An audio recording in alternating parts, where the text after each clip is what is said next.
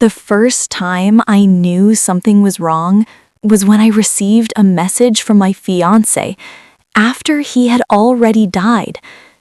Don't trust Elias. The words appeared on my phone at exactly 2:13 a.m. I stared at the screen for a long time. Daniel had been dead for 3 months. There was no way he could send me anything. I told myself it was a glitch, someone playing a cruel joke, but my hands were shaking because deep down I already knew the message was not random. Elias was Daniel's best friend, and Elias was the man slowly becoming the center of my world. Before Daniel died, I believed love was simple. You meet someone, you fall in love, you build a life together. Daniel and I met during a film workshop in Los Angeles. He was loud, passionate, and impulsive. He made decisions quickly and loved intensely. I was quieter. He pulled me out of my shell. He told me I made him feel calm. We balanced each other. And Elias was always there. Daniel and Elias had been friends since childhood. Elias was different from Daniel. He was quiet, observant, and deeply thoughtful. Where Daniel was fire, Elias was water. At first, Elias barely spoke to me. But when he did, he listened carefully, like every word mattered. I trusted him because Daniel trusted him. That was my first mistake. Daniel died in a car accident. That is what everyone said. Rain, slippery road, loss of control. It sounded like bad luck. At the funeral, Elias stood beside me the entire time. He handled everything. He brought food. He answered calls. He held my hand when I cried so hard I could not breathe. Grief made me fragile, and fragile people lean toward whoever feels safe. 3 months after Daniel's death, I realized I was laughing again. It happened while sitting across from Elias at a small cafe. He told a quiet joke. I smiled, and guilt hit me immediately. But Elias said something that changed everything. Loving again doesn't erase what you had. He never rushed me, never pressured me. He just stayed. Slowly, my feelings shifted. I started seeing him differently, not just as Daniel's friend, but as someone who understood me deeply, someone who saw me clearly. Then came the message, "Don't trust Elias." I stared at the screen until sunrise. I tried to convince myself it was fake, but curiosity is stronger than denial. I checked the sender. It was Daniel's old number, disconnected, inactive, impossible, and yet the message existed. After that night, I started noticing small things. Elias avoided talking about the accident. He changed subjects quickly. When I asked questions, his answers felt rehearsed. One evening, I found him looking at old photos of Daniel and me. His expression was strange, not sad, not nostalgic, something else, something I could not name. I met Daniel's sister by accident at a bookstore. She looked uncomfortable when she saw me with Elias. Later, she pulled me aside.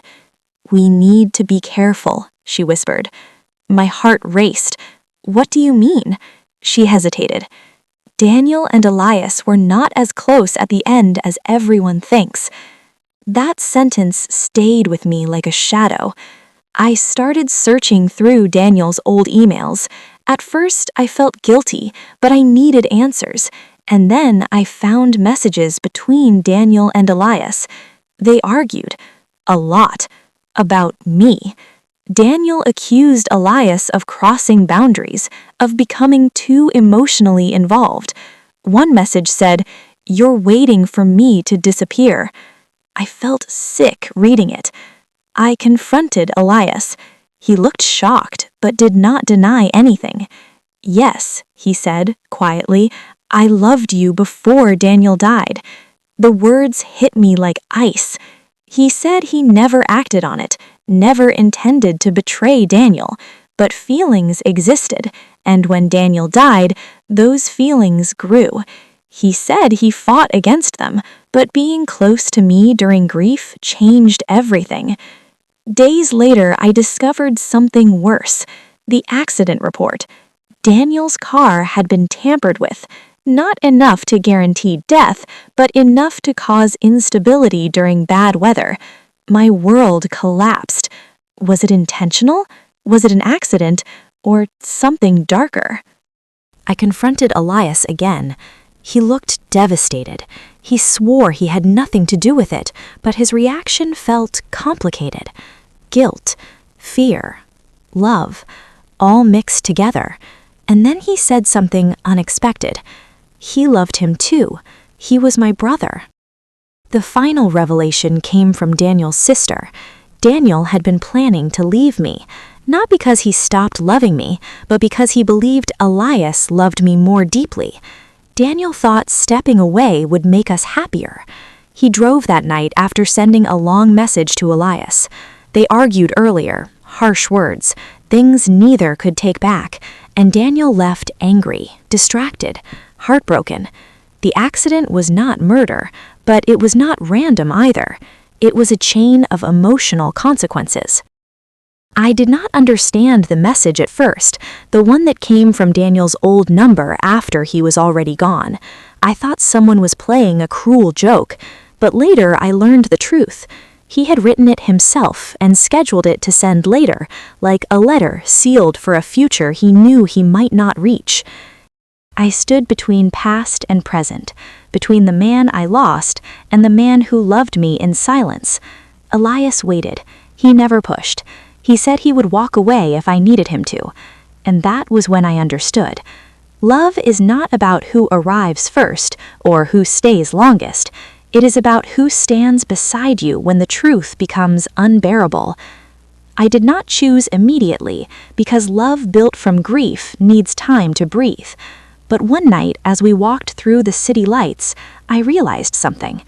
Daniel loved me. Elias loved me. But now I had to choose myself. And maybe, just maybe, love can happen twice, even after betrayal. That message was his way of finally telling the truth without interrupting the fragile peace we were living in. The message Daniel left behind changed everything I thought I understood about love. It was not a goodbye. It was permission.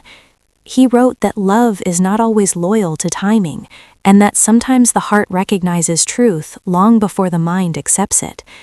He told me he had seen the way I looked at Elias, even when I tried to hide it from myself. After that letter, I stopped running from the connection between us. Elias did not rush me. Our conversations started slowly, short messages, quiet check-ins, long phone calls that stretched late into the night. We talked about Daniel, about grief, about guilt, and about the strange comfort we found in each other's presence. There was no dramatic moment where romance suddenly appeared. It grew quietly, through shared understanding and honesty. The first time we met after the letter felt different. There was no pretending anymore. The air between us felt open, almost fragile. When he reached for my hand, it was not out of desperation, but out of recognition. We were not replacing Daniel, we were choosing each other with full awareness of the past we carried. That was the moment I realized the letter was not asking me to forget love, it was asking me to continue it in a new form. I did not answer Elias immediately. People think decisions about love happen in one moment, like flipping a switch. That is not true. Real decisions grow slowly. They form quietly inside you until one day you realize the answer has already taken shape. For weeks after discovering the truth about Daniel, I avoided Elias, not because I hated him, but because I needed silence to hear my own thoughts. Every time I looked at him, I saw two things at once: comfort and danger. He had been my support during the darkest part of my life, but he was also tied to the complicated truth behind Daniel's final days. and I needed to know whether loving him would heal me or destroy me. One evening, I asked Elias to meet me at the beach. The sky was gray and the wind was cold. It felt like the right place for honesty. He looked nervous when he arrived. His hands were in his pockets, shoulders slightly tense. "I won't ask you for anything," he said immediately. "I just want you to be okay." That was the moment I realized something important. He was not trying to win me. He was waiting for me to choose freely. "I need to ask you something," I said. He nodded. "If Daniel were alive, would you still want me?" He did not answer immediately. He looked at the ocean first. "Yes," he said finally, "but I would never have acted on it." The honesty hurt, but it also felt clean. I did not suddenly fall into his arms. Instead, we started again from the beginning. Coffee, walks, conversations that had nothing to do with grief. Sometimes we laughed, sometimes we argued. There were days when guilt returned so strongly that I almost ended everything between us. But something unexpected happened. The more time passed, the less Elias felt like Daniel's best friend. He started becoming simply Elias, his own person, and my feelings became clearer. It happened without planning. We were crossing a busy street and he reached for my hand instinctively. The touch felt warm and steady, not intense like my relationship with Daniel had been. Different, quieter, deeper. I realized then that loving Elias did not feel like replacing Daniel. It felt like learning a new language after speaking one for years. Daniel's sister, Maya, reacted exactly how I feared. She stared at me for a long time when she saw us together. "You chose him," she said finally. It was not a question. I nodded slowly. Her expression hardened. "You moved on with the person he fought with." Her words cut deeply. "I didn't plan this," I said softly. "Intentions don't change reality," she replied. For weeks, she avoided me. She stopped answering my messages. I understood her anger. From her perspective, it probably looked like betrayal, and maybe part of it was. Being with Elias was not easy at first. We carried history between us, invisible but heavy. Sometimes we argued about Daniel. Sometimes silence filled the space between us when memories appeared unexpectedly. But Elias never tried to erase Daniel from our lives. He spoke about him openly. He laughed about old stories. He allowed grief to exist beside love. That made me trust him more. Months later, Maya agreed to meet me for coffee. She looked tired. "I was angry," she admitted, "but I've been thinking." She paused. "I watched you two together at the memorial last week. You didn't look guilty. You looked peaceful." I felt tears rising. "I loved him," I said quietly. "That hasn't changed." She nodded slowly. "I know." She was silent for a long time. Then she said something I did not expect. "He would have wanted you to be happy, even if it hurt him." That was the first moment she didn't see me as someone who betrayed her brother. Loving Daniel felt like fire, passionate, fast, consuming. Loving Elias felt like steady light. He noticed small things. He remembered how I liked my tea. He listened when I spoke about fears instead of trying to fix them. Sometimes I missed the chaos of my old relationship, but I never missed the feeling of being misunderstood. One night, Elias confessed something that almost ended us. He said quietly, "I still feel guilty." "About loving you?" He shook his head. "About feeling relief after Daniel died."